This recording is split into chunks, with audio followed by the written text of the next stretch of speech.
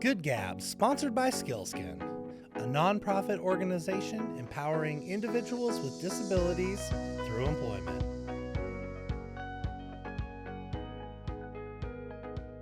Good Gabbers, you are in for a treat today. Wow, we have Gabe Tesch, cancer survivor turned race car driver. You're going to hear about, how to have that mental toughness, how to get involved with his world, how to be a sponsor, and really just how you're going to connect at a deeper level. And also the world premiere of his movie. Stay tuned. We got a lot to share today. Gabe Tesch. What's up, man? What's up? You just got off a plane. Got here from Atlanta. Literally last night, so it's been crazy. I bet. Yeah. What were you doing down there? So this year I'm racing in the Skip Barber F4 series, and so it was the first race of the year. We left Sunday, and like I said, I just got back last night. So it was a super fun event. It was my first F4 race in my career, and we got a top 5 finish, so couldn't be more happy with that. Bravo, sir. That's awesome. And the F4 cars, that starts to look like a real race car, right? Yeah, it's the next step from what I did last year. And so, it's a way faster car. And so, like I said, it's the next step up. So, to get a top 5 finish in my first F4 race, I couldn't be more happy with that. Congratulations. Yeah, thank you. Thank you for jumping off a plane and coming to join us here at Good Gab and to, tell us a little bit about yourself and what's definitely happening.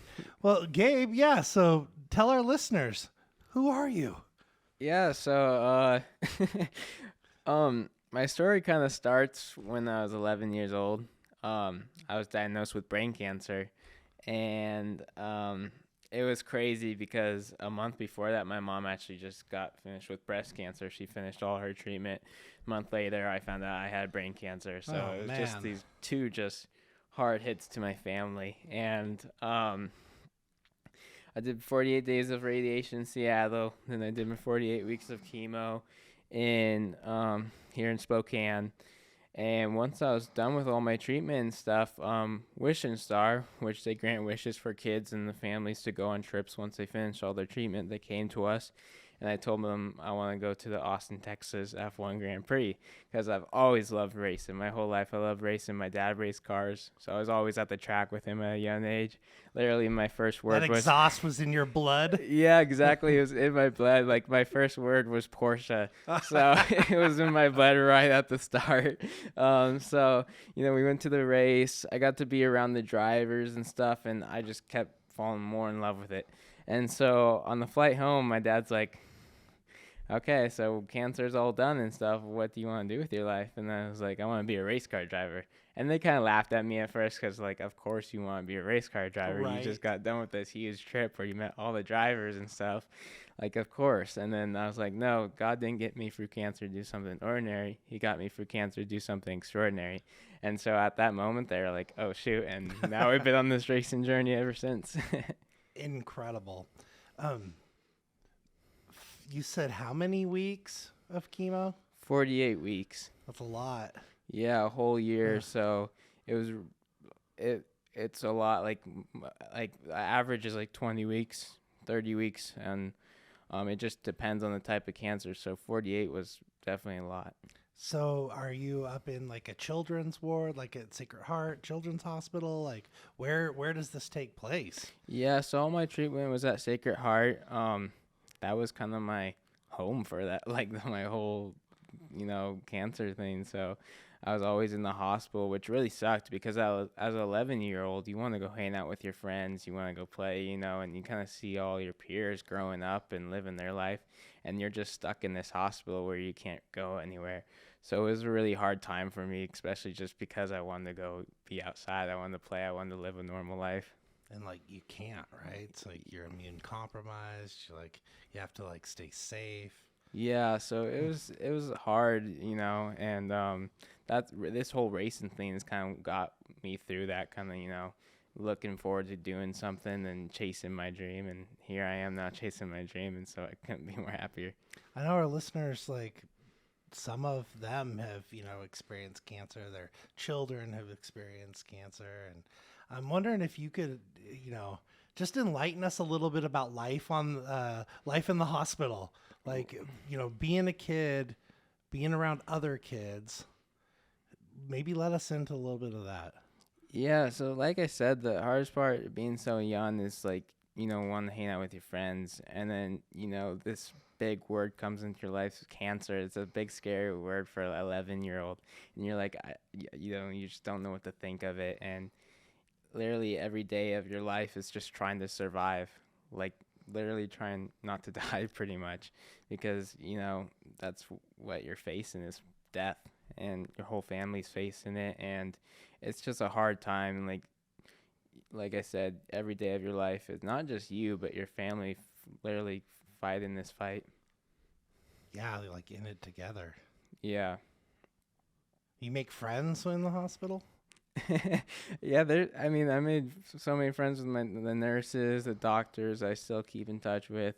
And it's just you have to be a family because, there's other kids that are going through it and stuff. And you just all have to be there to support each other because that support is everything for getting through it.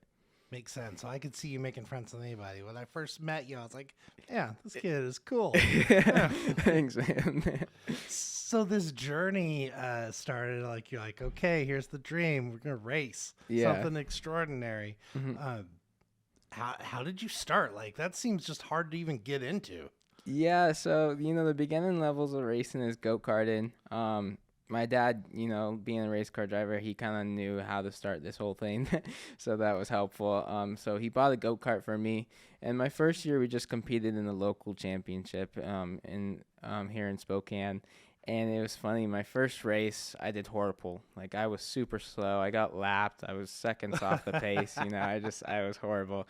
My second race, I crashed, and it was just not going well at first. But then after those first two races, just something clicked, and I won 8 races in a row, and I won the local championship. And so that's kind of how it started. And my dad realized, oh, wow, you have something, like you have some talent. So then we just kept progressing after that. Have you ever tried to like attribute anything to like after that second race? Like what could have happened that just like released this? The fear go away? Like anything that you can think of? So there was this guy named Burt Gasway at the go-kart track. He's a 14-time national karting champion. And we approached him and we asked him if he could coach me. And then he was like, heck yeah, I'll coach you. He's a super nice guy. Now our family friend, we're friends with his family and stuff. And he followed me throughout my racing career, going to different races and stuff, traveling with us. And, he kind of helped me get that breakthrough moment of, finding that speed and stuff. That's awesome. Mm-hmm. Yeah, just connecting with the right people. Boom, you're winning races. Yeah. So what was the next evolution? You're like, okay, well, I'm kind of good at this. Your dad was telling me about this simulator that you all built and that you've kind of made this proprietary chassis and that you're starting to be able to utilize this for different events. What's that all about? I haven't seen it yet. I can't wait till you see it. So a lot of drivers as a tool we use because a lot of the tracks we go to we've never been to, right? So we have driving simulators that we use to learn these tracks, learn the car before we even get there, so we're just one step ahead. And so me and my dad built one, like you said, and it's got movement. It's got all this movement, and when you get in it, it actually feels like you're in a real race car. It's really intense. But we use it for just a lot of events for my partners and stuff. If they have an event at their business and stuff, we bring it and I train their employees on it and stuff.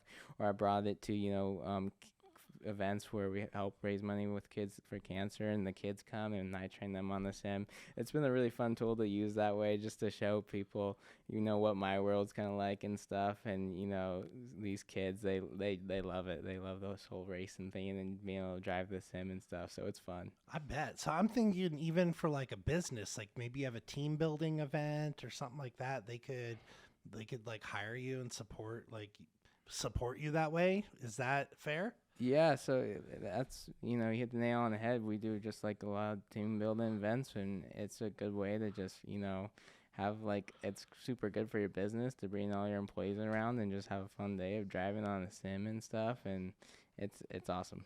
Well, that's something you haven't done. I know already. Those of you who run teams around Spokane, the area, like get together with Gabe, get that some sim time in, have a great time, be able to support this young man before he gets famous. Because when that happens, I guarantee you cannot get this kid in that room unless you're helping people. Then he'll be there. Yeah, definitely. Yeah, it's been crazy, but I always love to help out. So if you just get a hold of me, I'll be there. Well, thanks for having that heart for service. Yeah, thank you. So yeah, you just keep kind of progressing up the go-kart level. Like, you have your local series, then you have the regional series, then you have the national series. So we moved up to the regional series, started winning stuff in there, moved up to the national series, started winning stuff in there. And once, I could go to any race and be in the top 5, if it was a pro race or a regional race, if I could just be in the top 5, then that's, when we knew, okay, we just got to keep moving up and up, because, you can only ring the bell once you move up. So you have to make sure you're ready. Mean? It kind of just means like I said, you want to move up, but you have to make sure you're ready to move up, and you have to make sure that when you do move up, that you leave an impression, that you don't just like do horrible and people are like, oh, you moved up too early, that you actually do good and make sure that you're ready and that people saw that you were ready. Gotcha, because otherwise you might just stagnate and the sponsors don't show up. And yeah, exactly. If people see that, you moved up too early and that you didn't do well, then, it's really hard to get sponsors. So you want to make sure you're ready so you can find those sponsors and people that want to partner with you. Well, then on that note, congratulations on a top 5 finish in your first moving up in the F4 series. Yeah, thank you. Sponsors, come by, help this kid out. You're right. Yeah. That's just the big thing. Racing is so expensive, and the more you go up, the more expensive it gets. So it's always finding sponsors and people that want to partner with you. That's literally, when we're not at the track, that's our everyday job. Yeah, so do you have some sponsors right now that are helping you out? Yeah, we have, a lot of good sponsors are helping us out. One of my big sponsors is OTL, Outside the Lines. They build all the water fountains for like the casinos in Vegas and stuff, and so they've been helpful throughout my whole journey. One of my first sponsors was Race Car Locators, located here in Spokane. I actually am partnering with Jumpin' Jackalope, which is axe throwing here in Spokane. Okay, yeah, right. So that's super exciting. Yeah, we just have a bunch of good local sponsors here in Spokane. We want to make sure, that the local people of Spokane are part of this journey too. That's so cool. Like, you don't think of, a race car driver coming out of Spokane too. Are you going to be able to like base yourself out of here for a while, or eventually you're going to have to move? That's the hard thing. Like you said, Spokane, like it's not really like you never see race car drivers come out of Spokane, because that's just not what it's really about. Race car drivers mostly come out of like California or Indianapolis. That's where it's hard to drive real fast in the snow, huh? Yeah, exactly. Right. We have long winters where that doesn't help at all. It makes it a little bit harder, but Spokane's been super helpful without my whole journey, and we've been able to find good partners here in Spokane. But probably in the future, I'll have to see myself moving to like Indianapolis or something, because that's where the big racing teams are and stuff. So it just depends where this whole racing journey takes me. What's your dream? Where does this end up right now? The dream is IndyCar. That's okay. Yeah, so that's the top level here in the country, and that's where it's at, and so that's the goal. Love it. Yeah. So I'm curious, how fast have you gone in a car? About 160 is, All right. That's lightning fast. Yeah. It's really fast, especially in open wheel cars. You sit really low, and so that it makes it even feel faster, Like in your SUV or something, if you're going that fast, it wouldn't feel that fast. But when you're sitting like a couple inches off the ground and going 160, it's something else. I can't imagine. I remember, Mom, Dad, don't listen to this. Um, I was in the middle of Wyoming in my sales career, and it was a really long stretch. And I was young and dumb, and I wanted to see what my Subaru could do. And I remember it was like it basically stopped at like 130, Yeah. but that was fast, Right. and the lines started to blur. So I imagine like that happens frequently for you. Yeah. Is that true? Yeah, when you're going that fast, you kind of just get in the zone and everything kind of else goes away and you're just zoned in. And that's the thing that a lot of people don't really take in about racing, because there's a lot of people that say you just sit there and kind of just turn and, full gas it. Like, what's so hard about that? But in like football and stuff, you make a 1 minute play and then you take a break, right? But in racing, it's an hour of your complete focus of going super fast. And if that focus goes away, it could be life or death, right? Yeah. So you're sitting in that car for a complete hour, just completely focused, on your marks and, all this stuff, racing cars at the same time, side by side. And so it's a super intense feeling. How do you prepare like your mind and body for that level of competition? Yeah, so we have to spend a lot of time in the gym as drivers, because there's so many G forces in a race car that we have to take. Really, like a fighter jet? Yeah, so we take about 3 to 4 Gs every corner. That's legit. And so it's a lot of G forces on your neck, so we have to work out our neck a lot, our core a lot. Also, we just run a lot because, like I said, you're in the car up to an hour. So if you get tired, your time starts going down. So you can't get tired. So we're running a lot. And so to stay fit as a driver is super important. And then it's just a lot of mental training, too, because there's a lot of things that can distract you out on track, but you just have to stay completely focused. What happens when you get those rushes of adrenaline? I mean, does that happen? I'm just imagining it does. Yeah, before you go out, you get, like you said, you get that adrenaline rush, and it's an intense feeling, Sometimes I feel like puking before I get in the car, right? But it's just being able to, like, the big thing is just being able to calm down. And once you're in that state of calmness, that's when you actually perform at your best. I think there's some sage words in that. Like maybe not just race car driving. You might be able to relate that to all parts of your life. Right. That's cool. Yeah, it's an intense feeling, but a lot of people, it doesn't sound right, because when you think of race car driving, you think of going super fast and super intense and all that. That's what I think of. Yeah, but it's about being smooth and just calm and calming yourself down and just focus on the right thing at the right time. And so to get in that mindset, it's pretty hard. Well, tell us about this particular race that you were just at. So you went to Atlanta. You moved up. Like, what are you feeling before you jump in that car? There's a lot. You feel a lot of pressure, right? You feel a lot of pressure from teams. You want to perform for your team. You want to perform for your sponsors. You want to prove yourself to other teams out there and stuff that you're good enough for this. And so before you get there, you just have all these thoughts in your head of like, okay, I got to prove myself. I got to give it my all and stuff. And you just have to be able to block that out, block that pressure out and block those expectations out. And it definitely causes a lot of anxiety, but that's just where that that mental training comes in, that mental toughness of being able to block that stuff and focus on your job. What kind of strategies do you use? Are you listening to music? Are you got podcasts going on? Like, how do you block this out? Yeah, definitely music helps. I listen to music a lot. Music is something that really helps me. Just getting just quiet, alone time. What song is on? If you hit play on your playlist right now, what song would we hear? Oh man, I love so much different kind of music, but one of my favorite bands is Metallica. I listen to Metallica before I race because that gets me amped up. You're ready. Yes. Yeah. You heard it here. Metallica's awesome. I think they're awesome. So yeah, definitely that. And just I do this one practice where I kind of just vision like my happy place, like what makes me the happiest and stuff.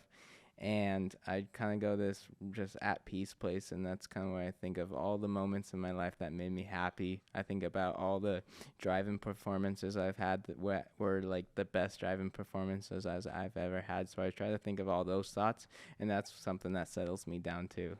Yeah, it kind of sounds real meditative. Yeah, exactly. Just to go like to your like happiest time in your life and just kind of focus on that is something that really helped me out. So, Have you practiced in these F4 cars before? so I got one test weekend right before the race, and that was it. It really sucked. My first race this week. I didn't get any practice in the car the day of practice because my car broke down. Oh no, so they're fixing it, getting everything going. Yeah, it was really hard because I was just freaking out. I was like, oh, I don't have any time on the track. I don't have any time in this car, and prior to the week before where I did get the test, but I didn't get testing at this track. So I had to go straight into qualifying without any practice. Qualified 8th, and I was like, oh, I'm kind of bummed out about that because if I got practice, maybe it could have been a bit better. But then we just worked our way up to that top 5. That's awesome. So you're sitting there, engines are going. Go. Yeah, exactly. It was intense because, practice is a super important thing, and to not get that practice and then just have to go give it your all in qualifying in the race, it made it just way harder. And maybe a little sweeter when that top 5 finish happened. Yeah, it definitely was kind of, like a even bigger reward because, I had to work extra hard for it. Yeah. What's next? Where are you off to for your next race? New Orleans is my next race in 2 weeks. Cool. So it's a tight schedule. Like, sometimes we have back-to-back weekends where you race one weekend and you don't even get to go home. You just go straight to the next race weekend. And so it's a lot of traveling. So now these 2 weeks is just preparing as much as I can. It's traveling and it's work, right? You're not getting to explore these cities, really, are you? No, like we, wake up at 6, get to the track. Day doesn't finish till 5, and then it's like straight to bed. You're exhausted, so you don't really get to explore the cities as much. But it's still cool just to be able to travel and, fly around. I love what I do. Yeah, that's awesome. How old are you? I'm 19. I'll be What? I'll be 19. Yeah, I'll be 20 in April 28th. So Happy early birthday. yeah, thank you. Yeah, the race weekend's actually on my birthday, so hopefully I win. That'll be a good present. Yeah, why not? Just number one. Yeah, it'd be a good gift. So yeah, but it's definitely, my life is definitely not the average 19-year-old life. I see my friends up in college and stuff, and then I'm like on this whole different path, and it's definitely not the normal, like I said, 19-year-old life. Well, you said it earlier, right? When you were talking to your dad and, you were coming off your battle with cancer, that you wanted to do something extraordinary. Mm-hmm. That's what you were put on this earth for. And yeah, I believe you. Thanks, man. Yeah, it's been a lot of hard work to get to this point, but like I said, love what I do, so I wouldn't trade it for anything. And I just want to be able to inspire more people to go chase their dreams, especially kids that are going through the same thing that I went through. Because I feel like in this world, fear holds people back. Kind of that fear of failure, right? Of not held me back. Yeah, and just that fear of failure and fear of what people think of you. I want to inspire people to go chase their dreams, not let whatever is holding you back hold you back, not let cancer hold you back, whatever it is. So with my story, I'm hoping to inspire a lot of people. How are you connecting with the community right now? It's been super fun for me to kind of share my story around here in Spokane. I've had a lot of opportunities to share my story. I'm an ambassador for the National Pediatric Cancer Foundation, so I've been able to share my story that way. I help Wishing Star a lot. Hold on for a sec. So the National Pediatric Cancer Society. Mm-hmm. So what do you do? Like, how are you an ambassador? What does that look like? So tell us about that. So they just have a lot of events. They have these events called Fashion Funds the Cure. And so they bring these kids that are going for treatment right now, and then the kids, kind of say what they want to do, right? So it could be either like a dancer, or firefighter, and then they bring the professionals to these kids, and they get to meet and stuff, and it's this big event to raise money. And there's a kid there that wanted to be a race car driver, so I got to go down and meet him, and he got this hear my story and how I had cancer, and now I'm a race car driver and stuff. And so that was super inspiring to him, and I got to speak a little bit to all the people that were there and help raise money for them. In those like dark, heavy moments, that kid could see a different world. Like, yeah, that's the main thing for me. I love racing, but there's the bigger picture is inspiring kids to go chase their dream, because I've been there, and there's times where I didn't know if I was gonna get to be able stay on this earth, right? And there's so many times where doctors told me that I wouldn't be able to race a car, that I just wouldn't have the strength to do it. And there would be so many things that would hold me back. But I want to show kids that don't let that hold you back, and go chase your dream and whatever you love, even if it's just stitching or whatever it is, right? Sure. Just the little things, go do it. If you love it, you go chase it. Not like so much happiness comes with that, right? It's like, yeah, you're in your zone. Yeah, and so to see that kid's face and see just his smile light up when he saw someone that was in his position go do what he wants to do, that feeling, you can't beat that feeling. Yeah, that's real service. Yeah. You said Wishing Star too, so you're involved? Yeah, so I'm involved with Wishing Star. I go to a lot of their events and speak and stuff. I'm involved with Acoin too. I help out a lot with them and stuff. So to just give back is it's my favorite thing. I can see it. Those organizations are fortunate that you live here. Yeah, has your family been in Spokane for a long time? Yeah, so my dad's pretty much lived his whole life here in Spokane. He's originally from Minnesota, and he moved here when he was about 5, so pretty much his whole life here. My mom's from California, and she moved here around that same age too, so they've lived their whole life here, and I was born here in Spokane, so I love Spokane, and I love the community of Spokane. Even though Spokane is growing like crazy, it's still such a tight community. Everyone knows everyone, and that's what makes Spokane so special. Like when I was going through cancer, there were so many people in the county of Spokane that just came around me and my family and helped us out and supported us, and that's just what makes Spokane so awesome. True that, the big little town. Exactly. Do big things, support each other. Absolutely. Tell us about this movie. Oh, man. So, the crazy thing is my dad, me and my family mess with my dad all the time about this. That's good. And full disclosure, good gabbers, like, I know Gabe's dad. But yeah, your dad is just a cool guy. So you all like to razz him a bit? Yeah, so my dad's this kind of guy where all these ideas always come in his head, and and he's always he owns Guardian Restoration here in Spokane, so he's been a businessman his whole life, but all these crazy ideas randomly come in his head, and we just give him crap for it because he tells us these ideas, but then it just never happens, right? And so one night... He's a dreamer. Yeah, he has a million ideas in his head, and most of them have not happened, but one night... he comes up with his idea. He's like, there needs to be a movie about your life, or like a documentary or something. And we're like, oh, great, here's another crazy idea that's never going to happen. Well, it ended up happening.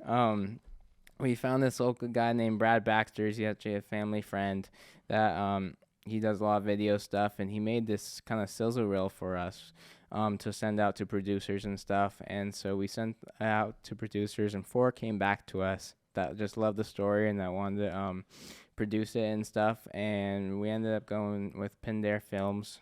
They're a French film company, And ever since then, they've been filmed. Very rich racing community, by the way, right? Yeah. France has a long history of being in the racing world. Right, and they've done a lot of racing films and stuff, racing documentaries, and so for the past over a year now, they've been filming just my racing journey. When I was racing in Europe, they had a camera crew with me in Europe, following me around and You're stuff. in Europe?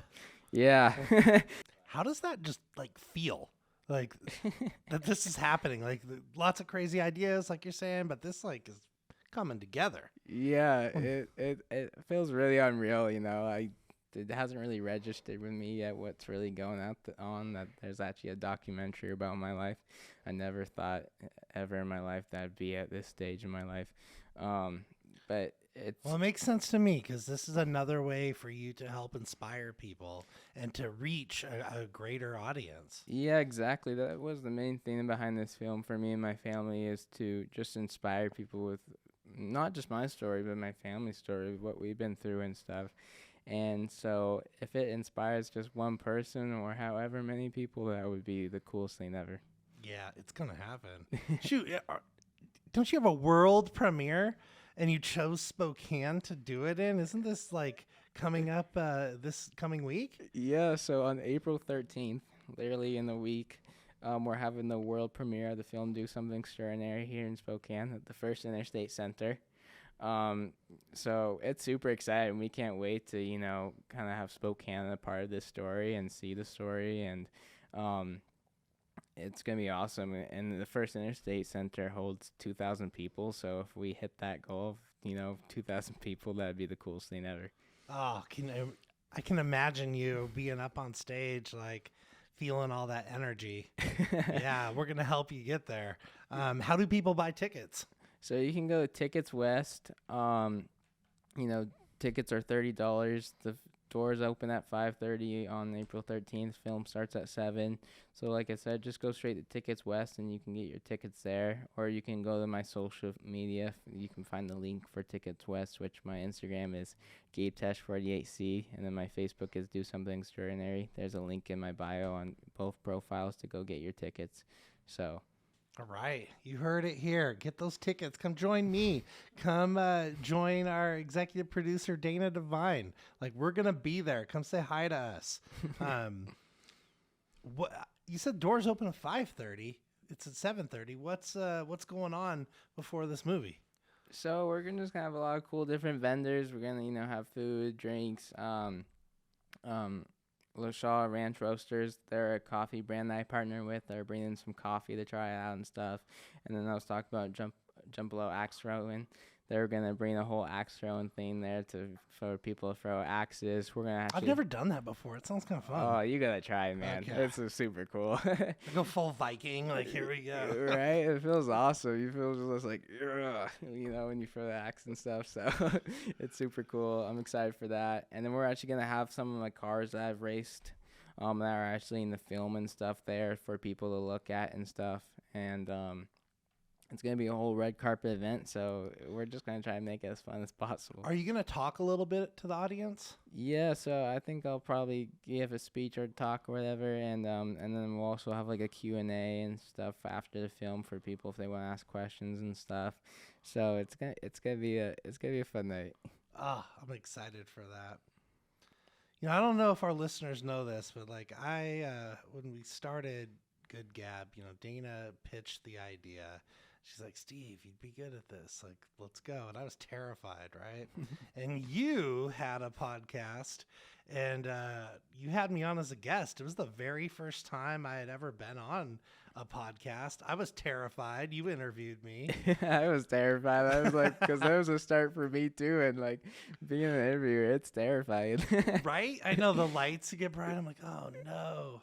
I remember too, I was like, I cannot screw up. So I wrote everything down and I'm like, oh, okay. I started reading. It was not my best performance. You made me look good, Gabe. So thank you. Yeah. Oh man, that was fun though. I really enjoyed that day interviewing you and stuff because I think that was my dad's worked with you a lot and stuff. Definitely, yeah. We worked together with Skillskin and Guardian. Mm-hmm. We're definitely paired in lots of stuff we do. And so to actually get the interview and talk more about that was awesome. Well, I gotta tell you, like, thank you, because now I'm having more fun than ever. And yeah, this is a great medium. It's fun to be able to talk to, you know, our audience, how to get involved, and to bring amazing people like yourself to the table to hear more how to get involved. You know, come to this movie premiere. Join us this week by the time it airs. And Gabe, anything else you want to let our audience know about you, your journey, anything at all? I think we nailed it, man. You did awesome on your questions and stuff. This was a lot of fun, and I just want to thank you for having me. Thank you.